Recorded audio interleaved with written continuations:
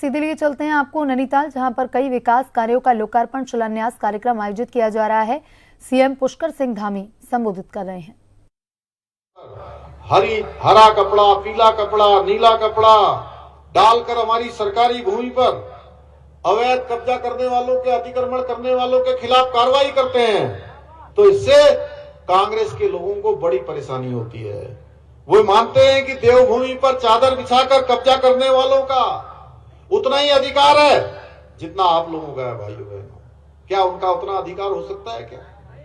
आप ही बताइए, ऐसे कब्जा करने वालों को देवभूमि में अस्तित्व रहना चाहिए क्या?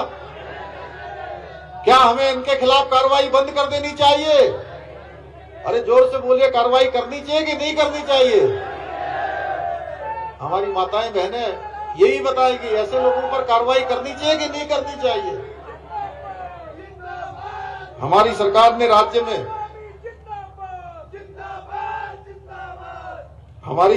राज्य में हो रहे ये सुनियोजित लैंड जिहाद पर सख्त कार्रवाई करते हुए अभी तक 10,000 एकड़ से अधिक जमीन इन लैंड जिहादों से मुक्त कराने का काम अभी तक हमने कर दिया है। लेकिन कांग्रेस की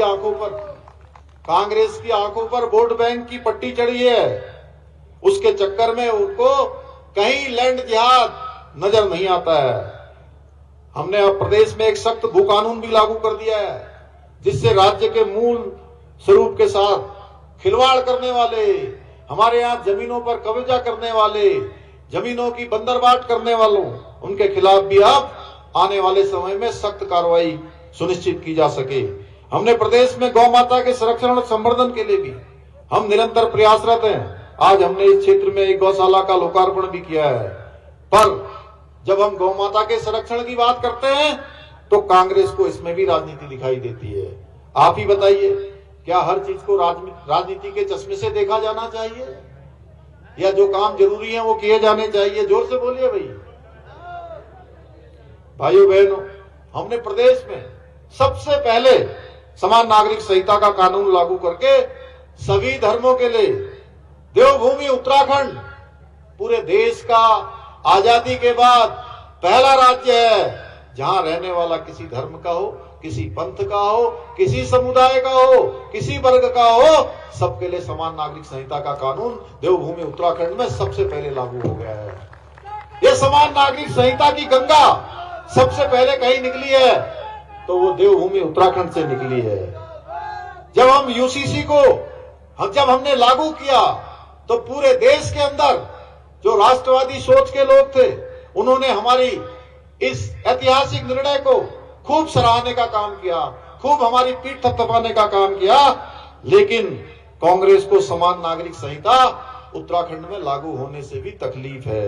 उन्हें लगता है कि इससे एक समुदाय विशेष के अधिकार छीने जा रहे हैं। परंतु आप बताइए, क्या हम अपने उत्तराखंड की माताओं को, बहनों को, महिलाओं को, उनके उत्पीड़न को बर्दाश्त कर सकते हैं क्या? क्या किसी को धर्म के आधार पर कानून के साथ खिलवाड़ करने की खुली छूट दे सकते हैं? लेकिन कांग्रेस अपनी वोट बैंक की राजनीति के चक्कर में सच्चाई का सामना नहीं करना चाहती है। भाइयों बहनों, हमने उत्तराखंड में पनप रही विभाजनकारी मानसिकता पर अंकुश लगाने के लिए राज्य में एक नया कानून लागू करके अब मदरसा बोर्ड को समाप्त करने का निर्णय लिया है। अगले वर्ष से 1 जुलाई 2026 से राज्य के अंदर वो सारे मदरसे बंद हो जाएंगे जिसमें